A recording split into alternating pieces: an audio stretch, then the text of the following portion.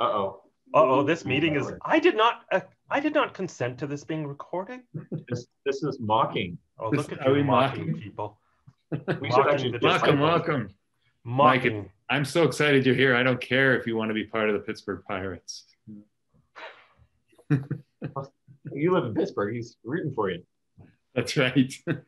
Hey, you know what? I think we should ask people to put in the chat box, since we are breaking records here in Canada, in Western Canada, with the temperature. How hot has it gotten in your neck of the woods? How hot did it get yesterday? I know Canada broke an all-time record 3 days in a row in Lytton, BC.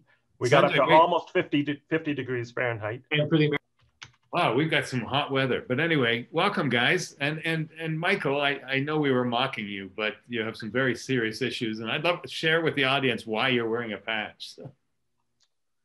Yeah, well, I would like to share, just as a public service announcement too, some of you know, I think I had a detached retina. This has been going on for about a month from the time I started to have issues with my eye, because I have several friends, including one who sadly lost his vision in his eye due to a detached retina. I knew what some of the early warning symptoms were. So I jumped on it. My optometrist applauded me on the back for nipping it in the bud, because time is of the essence with these things. I've been to the emergency eye clinic now, I think 3 or 4 times, but the prognosis is good. It is healing well. I had laser surgery on my eye. So the early warning symptoms to watch for, people, is a shadow on your peripheral vision. If you just start to see a little bit of a crest of a shadow, especially in the periphery, an increase in floaters in your eye, like a real big increase, and some weird floaters in your eyes, and possibly bright lights. So that was the first indication I had, was this arc of rainbow colored lights in my eye. And then those other symptoms slowly appearing. So had the surgery a couple of weeks ago, had to have my head down for like 48 hours and not look up at all, 24/7. And have to sleep sitting upright, can't do any physical activity, just have to rest and until it heals. So I had heard it was a result sometimes of things you did when you were in college too. So is that true? That is not true at all. That is not true. I have been telling people I got into a bar fight with a motorcycle gang, but people just don't seem to buy that. It's just an old age thing. Well, so I'm practicing my pirates. Arr! Lots of wishes in the chat box for you, Michael. So welcome. Thank you, everyone. Well, welcome, everybody. You know, today it's going to be a little different. First of all, if you were with us last episode, you'll know that all these factors came together and we were not able to be live with you. But Sanjay was, and Sanjay apparently did a wonderful job of hosting a pre-recorded session. If you didn't see it, please, or any of it, if you want to go back and see any of the episodes, just go to eowednesday.com. eowednesday.com, and all the previous sessions are there. Today, we're going to talk about a brand new report that was published by O.C. Tanner on 5 culture trends for 2021. So I'm going to kind of give the statistics, a little bit about the report, guys, and then let's talk about solutions or what we think companies need to do. So the first trend, if I remember, was emerging from crisis, companies focus on culture. Couldn't have been better for us, right? We've been saying that all along, but some of the statistics were incredible. A Sherm study found 2 out of 3 companies reported keeping employee morale up to be difficult during the pandemic. And a third of them said that maintaining company culture was now a challenge. The actions some organizations have taken have had a negative impact on their company culture. Pulse surveys conducted by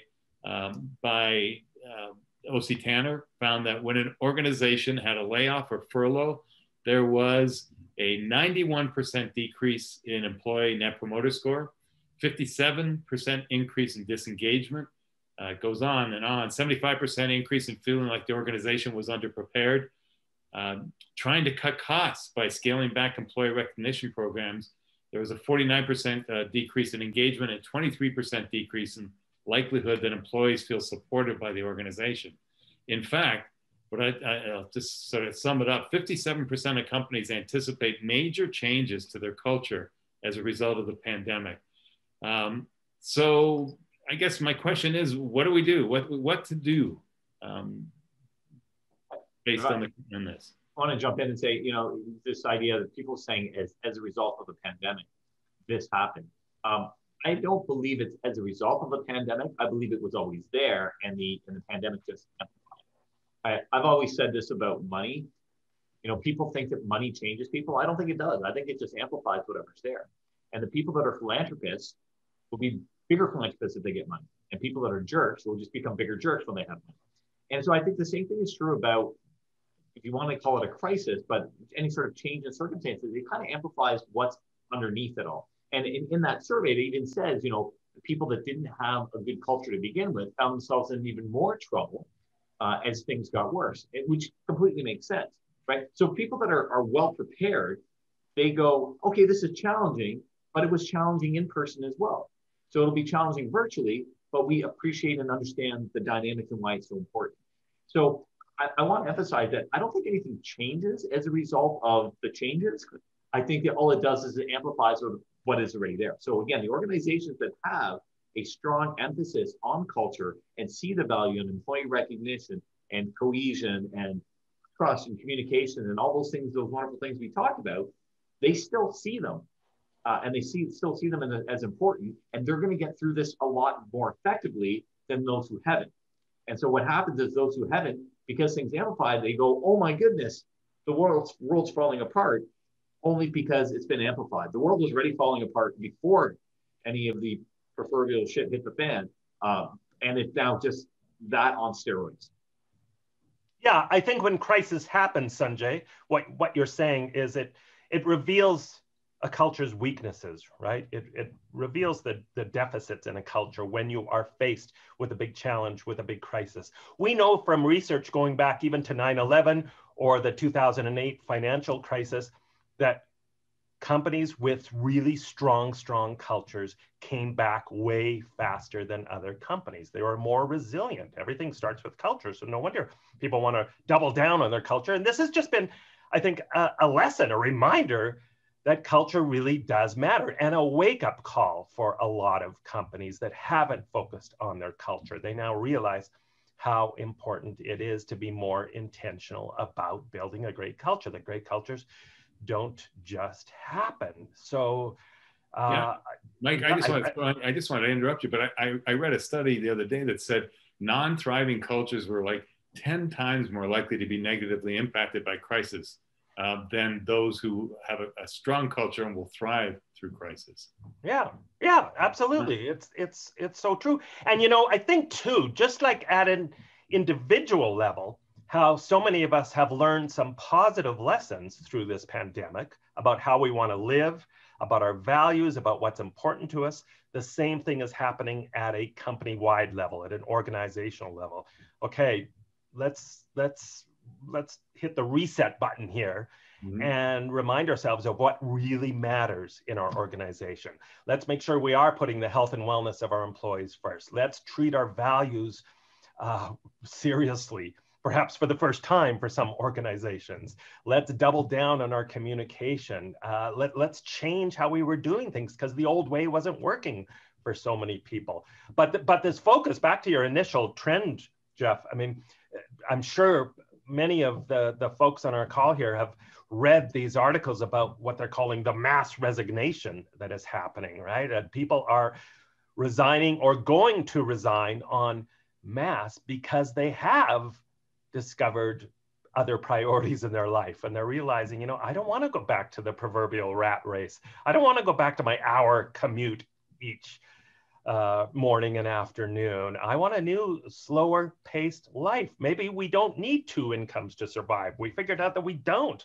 Just one of us can still work and the other one can stay home with the kids. So there's lots of resets happening out there. And for that reason as well, organizations are going to need to double down on their employee engagement and understanding that they need to be flexible like never before to keep good employees. They need to make sure they are talking to their employees about what the new new world order is going to look like in terms of culture. And by the way, that's the second trend. So we'll get there in a second. So, sorry, but the intent, I think the big piece there is what you were saying, Mike, is it's the intention that is so important, because an employer who truly has the intention of listening and increasing communication and creating a collaborative culture and all those things, even if they fall short, but it is known that the organization truly cares. It is the value to listen to their people. Even if they fall short of the result, I think that the environment it creates is one that people want to be part of, and they're going to be a lot more forgiving if they actually truly understand the intention. And the other thing I want to point out is the fallout, like you're saying, this mass resignation piece. It reminds me of, there's a book. It's a fantastic book. One of my, I don't read a lot of fictional books, but this one is fantastic, by a guy named Will Ferguson. The book is called Happiness. And you know it? Yeah, I've got it on my bookshelf. It's just a fantastic book. The premise is this: it's written from the perspective of a copywriter, an editor, and he comes across a manuscript for a motivational book, and he's like very mad on it, and circumstances are such that he's forced to produce it, and he produces it. But here's the crazy thing: is anyone who reads it, like, it actually works. Which means anyone who reads the book stops drinking, stops smoking, stops gambling. They all retire. They all and as a result, there's all these implications, because now crime decreases, and the mafia guys now come after him for publishing the book because their entire industry has crumbled. So what I'm saying is there's a whole domino effect here happening that we don't necessarily know what it means. Yeah. So if there is mass resignation, does that mean that people now are living with less? Or does it spawn a whole completely new industry where people are now all working from home and they have this different internet business thing going on? We don't really know, but we know there's going to be all these massive implications, and the domino effects can be huge. Yeah.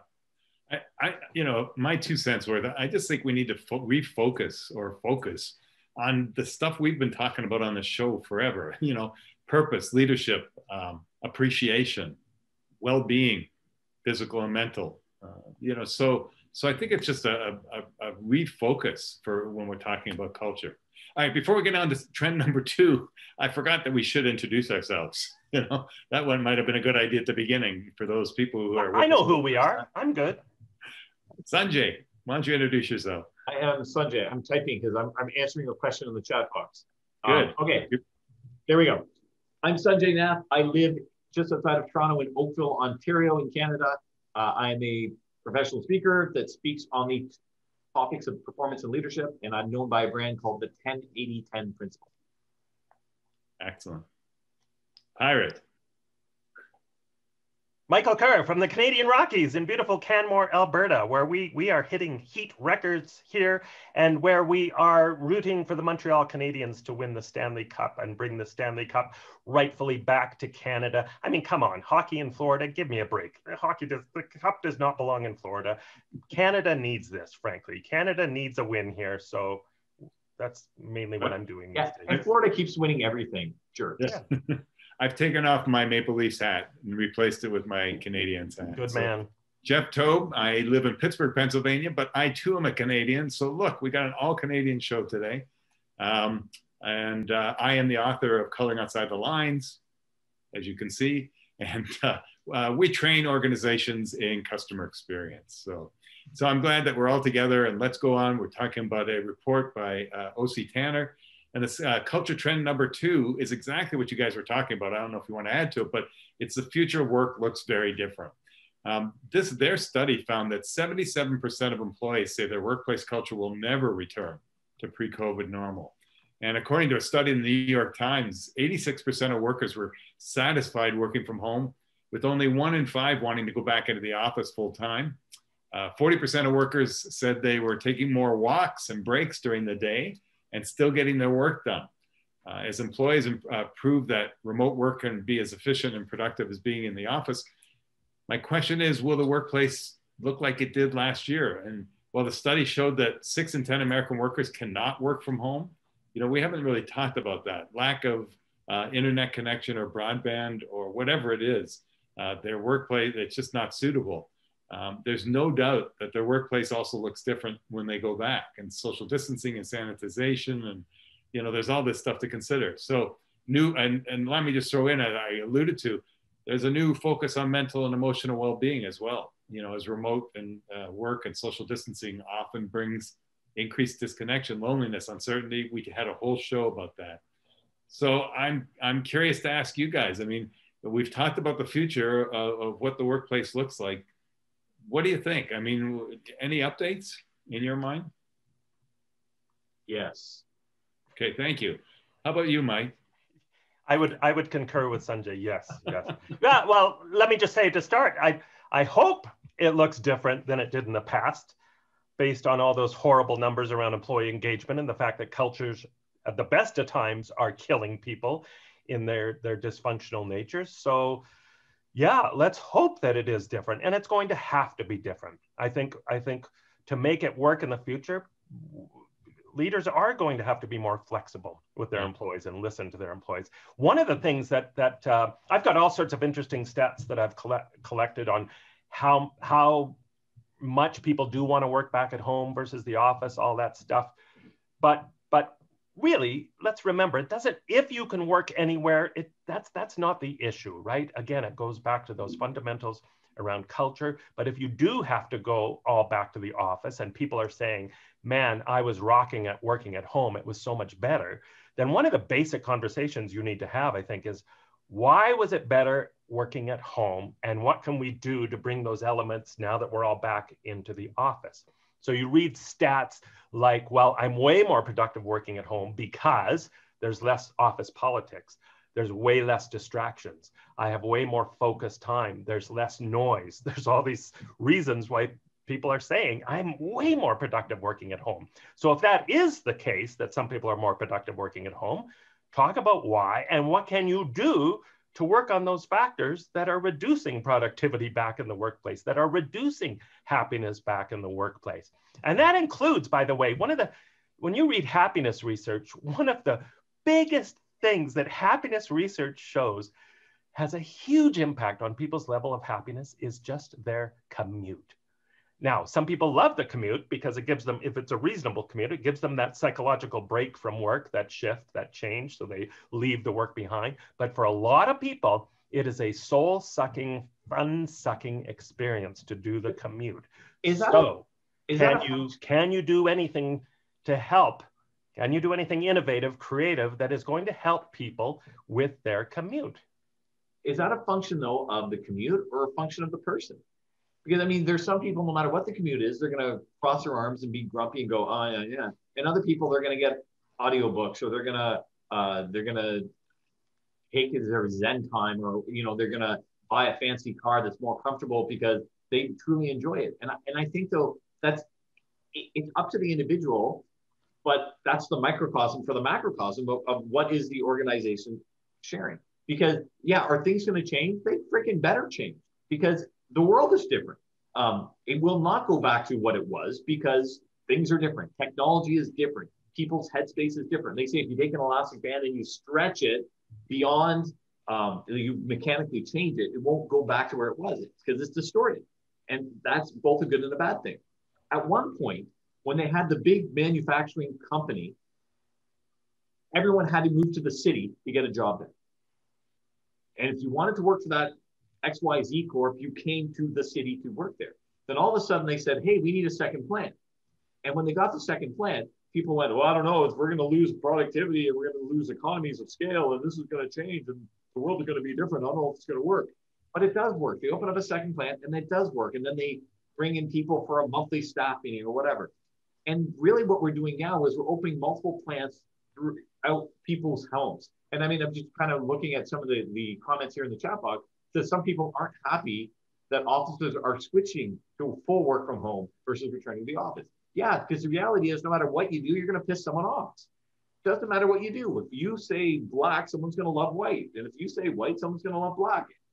Both are right, both are wrong. The question is, how do you facilitate so that it is aligned with the values of the organization of what you in the mission of what you're trying to do. The other great points here says, I work in healthcare from April. Well, we still need to be present and accounted for, but the way that we perform healthcare is certainly different. Of course it is. If we do switch, I think office should cover office-related expenses. I think some have been requiring people to use their own equipment. Fair point. I like the one that says that the coffee's better at home. Yes. It's way better at home. And they can work in their PJ bottoms. Let me throw something else while you're looking at those, Sanjay. You know, you guys know that I work on customer experience. And what I found a trend in my business is that when I'm talking to clients, they're not asking about customer experience. They're asking about this new thing called employee experience, right?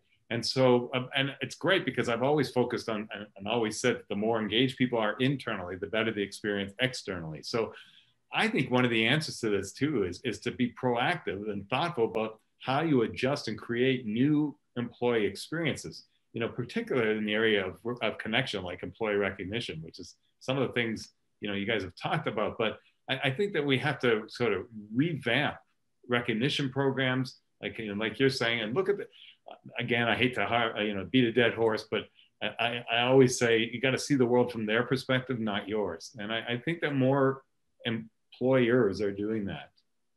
So I want to go back to the chat here. Carol's saying, doesn't office culture involve interacting personally with your coworkers?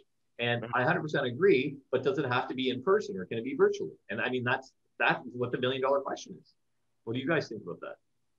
Yeah, I have to tell you that my daughter is a great example. She works for a startup here in Pittsburgh. They just hired their 20th employee. She was telling me yesterday that she's never met 14 of the 20 employees. That just blows my mind, right?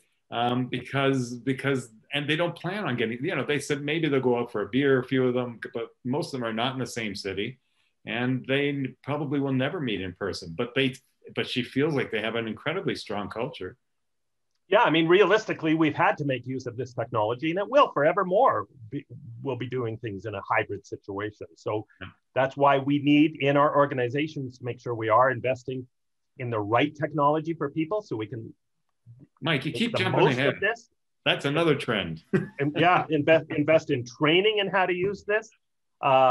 Invest in training in how to engage and interact with people. But back to this central question, there was just, I think it was in Inc. magazine talking about how the younger generation, especially, which I find almost interesting, because you'd almost think it'd be the opposite, because they're supposed to be more computer savvy and used to the online world.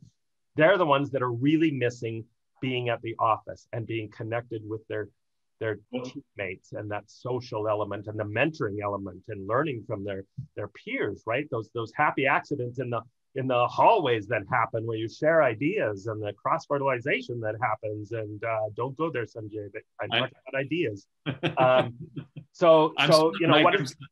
I'm smiling because you're explaining the next 3 trends, which is great. And I'm going to give you the excuse that you didn't read it because you can't. See. No, I read it. I can't remember. You caught all 3 trends right there. Yeah. Do I get bonus points? It's because my other senses are heightened with I got it. Eye down. I can now see into the future. He could smell. But I had a point with where I was going, and now I've totally lost it. Younger people, they say that's the second thing to go. It's memory. Yeah. I don't remember the first.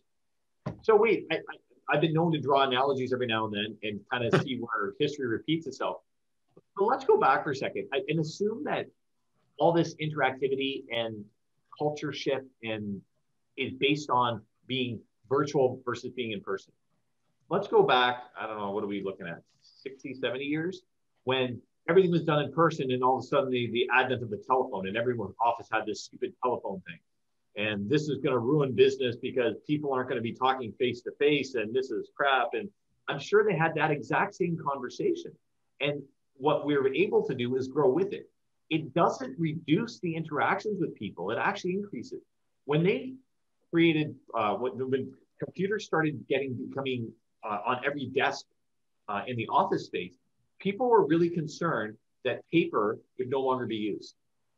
And what they found was just the opposite. In fact, people were using more paper because that's what they thought, and rather than hitting on the screen, they were hitting print screen and reading it off the document. Well, I guess what I'm getting at is people will the equilibrium will settle where the equilibrium settles. And we can't force it one way or another. In the early 80s, when they had ATMs and ABMs, and everyone said, oh, the bank teller, we're getting rid of the bank teller. We'll never see the bank teller again. This is decreasing our social interaction. But no, in fact, it actually increased. People ended up going to the bank more frequently now. Maybe not always to the teller, but they're able to get their stuff done. And I see the same thing happening here. We have different modes, different mediums in which we can still relate. And the people that want to gravitate to the in-person stuff will be there. And there'll still be the monthly meetings or the quarterly retreat or what have you. But some of these other things that were a little inefficient, meaning, you know, normally the guys from the LA office would fly to New York for the monthly meeting. They all of a sudden realize that we can join this thing by Skype or by Zoom or by Microsoft Teams or whatever it is. And we don't actually lose that much. And in fact, we save money, we save time, and people are more likely to get involved now because of that. And it actually increases our numbers and keeps more people in the loop. Yeah, Sanjay, I think if you get this right, if you get the balance right, if you get the focus right, if you take advantage of the technology and you have that mindset, let's make sure we're using the technology in creative ways that allows us to do more and actually more creative things. And let's make sure we're still doing the in-person personal stuff when we really need to. Yeah. And if you get that right, you'll actually end up being more productive. And, you know, Frederick, comment in the chat box reminded me of a couple of different of my clients that are figuring out this hybrid model. I know one of them, they're going to go essentially to a fully remote workplace. However, 2 days a month, everybody has to come in the office. And they have very structured days, those days, with everything from team building to communication meetings to things that are really, really helpful for everyone to be in person, right? But everything else is going to be remote. So twice a month. That's the model they've worked out. Another company where they just do that, they do 3-day in-person meetings twice a year. And they work totally remote. Everything else is done remote. But twice a year, they have these really, really high-level in-person things where people can connect at that personal level because they recognize it's still so important to put, you know, I think though that I think a lot of companies are just, they're screwed up in how they're thinking about this. I'm sorry. I didn't mention to you guys offline, but I got a call from a headhunter, and you know, I was flattered because, you know, I think that they're really looking for me, but their client was looking for a director of training, global director of training. And so I was interested and I was asking questions. And what I found was I said, well, it must be remote. It's 100% remote. That's the way they presented it. And then somewhere in the conversation, they said, and travel will be 70%. I go, wait a sec. I thought it was remote. They said, well, it is, except when you have to train at different offices around the country. So, you know, I don't know that people quite get it. And I think those organizations that get it, I think this is what I hear you saying, Mike, with technology and everything else. I think those are the ones that are going to thrive, you know, as we move forward. So a comment here from Frederick says, I think there's a big shift in moving from relying on technology to stay connected to leveraging the same technology to maximize our team's productivity. Absolutely. And I totally agree with that. Yeah, because it's so new, this is what we think of. We go, oh, well, we couldn't be together, so we'll use the technology for that. But eventually, yeah, we will re-leverage it. It's just like when the FDA approves drugs and then there's off usage of the drugs, and more often than not, the off usage is more effective than the actual purpose in which the drug was created. So. Jeff, how much? Sorry, yeah, good point, Sanjay. Jeff, just how much was the salary paying? I'll send you the link after. Do you have the link? You know, Sanjay, I'm going to step on your toes a little bit, but Adam has a great, yeah, I know. Adam sits up in there that I really like. He said, now that more companies are relying on remote work technology, it'll no doubt improve exponentially as more R&D investment is poured into these platforms. Absolutely. And, you know, we're getting ahead of ourselves with the trends, but one of them is technology. The experience started out clunky for most of us, but it'll improve. Yeah, yes and no. I think the tools have always been there. I think that companies are having a hard time figuring out which ones to use, which ones are best for them. So what else is in there, Sanjay? It says, now that more companies are relying on remote work technology, it will no doubt improve. Oh yeah, you got that. No, that's more or less where we are. Okay, let's But go by the on. way, we saw that with Zoom. Yeah. You remember it was March or April of last year, everyone said, don't use Zoom. Oh my goodness, we have security issues. And they were really freaking quick to fix it. And that's kind of the, you learn to swim, throw them in the deep end kind of stuff. We didn't have a lot of other options, but now we see the emergence of all these other technologies. And it's annoying that there's so many platforms. It'd be nice if there's a universal one and we could buy into. Yeah. And this idea of universality almost always escapes us. That's just why we have Android and Apple. There always needs to be Coke and Pepsi. For some reason, we can't agree on one platform. This has bothered me for years, and this is the first time I'm mentioning it publicly. So my therapist said it was okay. I've noticed for years this has driven me nuts. Why is it on our cell phones, the keys go 1, 2, 3, 4, 5, 6, 7, 8, 9 from top to bottom? But on our keyboards, they go 1, 2, 3, 4, 5, 6, 7, 8, 9 from bottom to top. Why can't we even get that universal? Sorry. Okay. Yeah. Only you would notice that, Sanjay. I just want to say. Let's go on. The third culture trend is one that we have focused on this show before, and that's a renewed emphasis on inclusive workplaces. With everything that happened in the past year and a half, especially here in the States, there's just been a renewed focus on diversity and inclusion, D&I. In all elements, including work. I just want to share some of the statistics they shared. I don't know, I had to read them a few times, but because it just blew me away. They found that they surveyed Black women in the workplace here in the States, so I'm going to qualify it. And the first thing they asked was a sense of opportunity at their organization. It was a minus 30% compared to white women, a minus 47% compared to Black men, and minus 63% compared to white men. Then there's a whole bunch of them, but the last one was they feel like they belong. Minus 46% compared to white women, minus 34% compared to Black men, and minus 48% compared to white men. So I'm going to jump in and say we have to reimagine inclusion. I think that's going to be the survival ticket, if you will, in culture, moving just beyond recognizing or recruiting people, recognizing people, and just D&I initiatives to cover our ass, so to speak. I think that we're going to have to build inclusion into all elements, of everyday employee experience, and we have to start identifying those areas of exclusion, bias, aggression, all those things. What are your thoughts? Again, yes. Okay. 2 thumbs up from Sanjay and 2 from me. Well. Yeah. Just to bring it back though to the reimagined workplace and the possible working remotely or a hybrid workplace, which I think most businesses seem to be gearing towards, there's another level of inclusivity we now need to talk about beyond ethnicity, beyond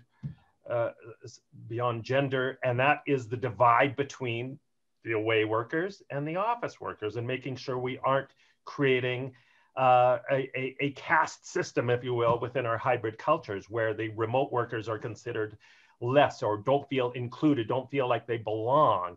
And it's going to be interesting if those two issues merge in any way. And what I mean by that is if you're in a large organization and it turns out that it's safe for the gender issue and women not feeling like they belong as much as men, depending on the function of the jobs, if there's a big skewing along ethnicity or along gender, where those people are working, the ones who are all working away, and it ends up being nothing but, 50 plus white males all working in the office who now are perceived to hold all the cards and have the power and have the perks and have that sense of belonging, then that's going to be an issue as well. Yeah. A friend of mine who trains on D&I, it was with an organization only a couple of weeks ago, and it was all their top C-suite. She said roughly 13, 14 people. And they said, we have a problem with inclusivity. We're trying to figure out, we need your help. And she looked around the room and exactly what you're saying, like it was 13 or 14, white guys. And she said, solved, right? I mean, it's about re-examining our practices and maybe scrapping them and starting over again. I like what somebody said, Vicky said, build in belonging. Belonging is a huge one that we don't mention a lot, right? People, I say it's the difference between employee satisfaction and employee engagement. Employee satisfaction is, I'm happy to get, I'm happy to get my check. I like working here. Employee engagement is, they're not only engaged, but they have that sense of belonging at the organization. It's a huge difference. Yeah. And how, if you don't have a sense of belonging, why the heck are you going to contribute ideas? Why the heck are you going to be passionate about your workplace if you don't feel like you're part owner in the future of your organization? If you don't feel like you have any proverbial skin in the game, it's everything. And we know, we've talked about this before, like the simple things that make a difference. A Deloitte study, for example, found that the number one way employees gain a greater sense of belonging in their workplace is just when a colleague checks in with them. Yeah. That's it. Just when a colleague genuinely checks in with them and says, "Hey, Jeff, how are you doing? How's your family? What's going on with your kids?" Well, thanks for asking, Mike. My daughter is doing really well. Yeah, I wasn't seriously. But I got to tell you, let me just jump in and say that Richard Haddon, who some of you may know, I'm not sure, but anyway, Richard Haddon, for those of you who don't know, is our fourth. I didn't even mention that we're missing him today. But Richard is the expert in employee engagement, and he always says it's belonging is the reason that people bring the oomph. He spells it OOMPH, the extra oomph to work, and I love that. I've always stolen that from him, actually. The idea to me around success of what does success look like for this belonging piece and diversity and inclusion is when it's no longer talked about. I remember in the 90s, I was part of an event because in the 90s, we used to call it discrimination, anti-discrimination. It was all those were the buzzwords back then. Same concepts reemerge and refine and stuff. But I remember being part of an event called the last conference on discrimination. Again, being the idea that we no longer talk about it. Because when I hire you, I don't go, well, I need to hire you based on your favorite flavor of ice cream. Because we already got a guy like strawberries, so we're hoping you like chocolate. Right? And mixing all these things up. So I think that becomes such an important piece of appreciating that it's not an issue, because no matter, as long as there's differences, people will group themselves. Night shift versus day shift. You work on the 4th floor, I work on the 6th floor. There's always these reasons to do it. But when people appreciate that there are differences and those differences make us unique and don't make us better or worse, but make us both better and worse, then we no longer think about it and we just move on, and it becomes irrelevant. By the way, Melissa brought up an excellent point that we have to address, and that is EDI, which is equity, diversity, and inclusion. It's been added to our guiding principles. Look at our panel. Where is the female representative? I'm so glad you asked that, Melissa. That's why we have guest hosts. That's why we have guest hosts, and we love to have a female representative, because look at us. It's not a pretty picture, but again, that sounds very sexist. I didn't mean it that way, but we welcome. The four of us have been together as a mastermind group, for those of you who don't know, for many years. That's why you'll see the four of us. But please, you know that you can send us an email. My email's on the screen. Send me an email and just say, I'd love to be a guest host one time, and we'd love to have you. Guys, I do want to stress that, Jeff. Thank you, Melissa. It's a totally valid point, and we have talked about it ourselves before. Again, the reason this panel was created, as Jeff said, is just because we are a mastermind. I think if we were creating this, if I was creating this from scratch in a different thing, I would have probably created a very different panel. I can tell you at least 2 of the 3 people here, if I was doing it, wouldn't be invited. That's what I know. I wouldn't have you 2. Jeez, I'd have, oh my God, you should, there's a panel that I have in my head. Guys, we're 40 minutes after the hour. We got to kind of almost wrap things up. Let me just mention culture trend number 4 and 5, because they have been mentioned. Thank you, Mike. And that is, but one of the things you said was a younger generation. I want to stress that culture trend number 4 is Generation Z or Z, depending on where you're located, enters an uncertain workplace. I was surprised that they said that I'm going to call them Z because I'm in the States, Gen Z makes up roughly a third of the workforce right now.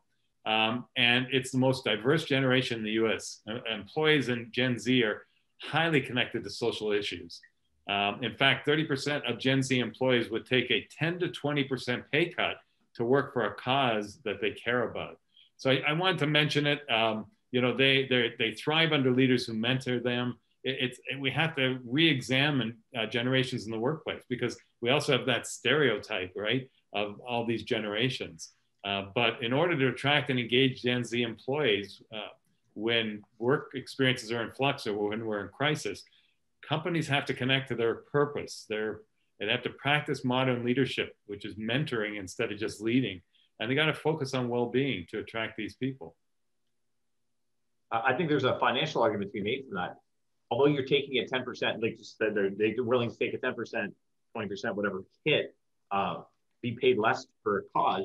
I think financially in the long run, they end up ahead, because if you do something you don't like, the physical, mental, and psychological impacts and the cost of them through time and therapy and exercise and what have you, you actually probably end up financially better off ahead doing something that you're excited about, you're connected with, than forcing yourself. When you get to go to work versus you have to go to work, it makes all the difference in the world. Yeah, I'm going to jump. Sorry, Mike, I'm going to cut you up. But trend number 5, just to sum up, is technology. It says real digital transformation, but with a human element. And the entire thing talked about the fact that we're not taking into account, when we're changing technology, we're not taking into account our employees' perspective.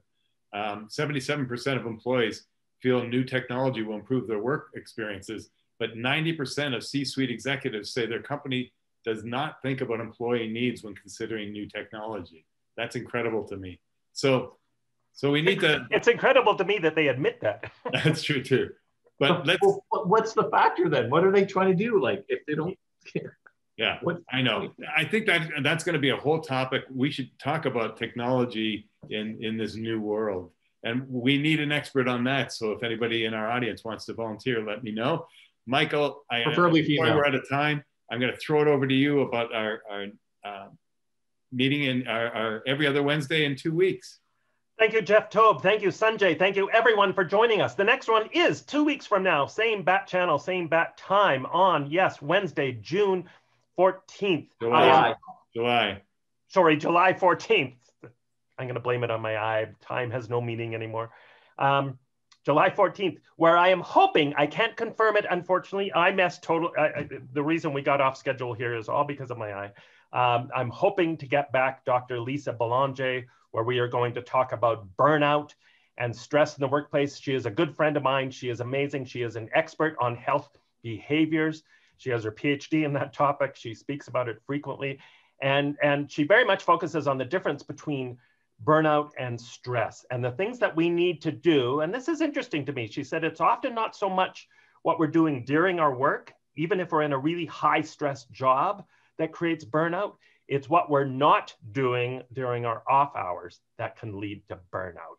And she talks a lot about mindfulness and the trends in the workplace around mindfulness and meditation practices that are being taught in a lot of workplaces right from the C-level on down. So I'm hoping to get Lisa back for that one. But if not, we will have a rocking good topic. I have to tell you, Mike, I'm kind of hoping you can't get her. I'm a little jealous. I won't be with you again next time, and I will remain stressed if I don't hear Lisa. So just don't burn out. Don't worry. You know why, Jeff? Because if you go to eowednesdays.com, you can watch the show. EO Wednesday. It's not plural. eowednesday.com. Goodbye, everybody. Thanks for being here. Thank you. Bye. Thank you for your well wishes about my eye in the chat box. I appreciate that. And by the way, to Carol, I'm in Pittsburgh, Pennsylvania, just answering her question. Bye, guys. Bye.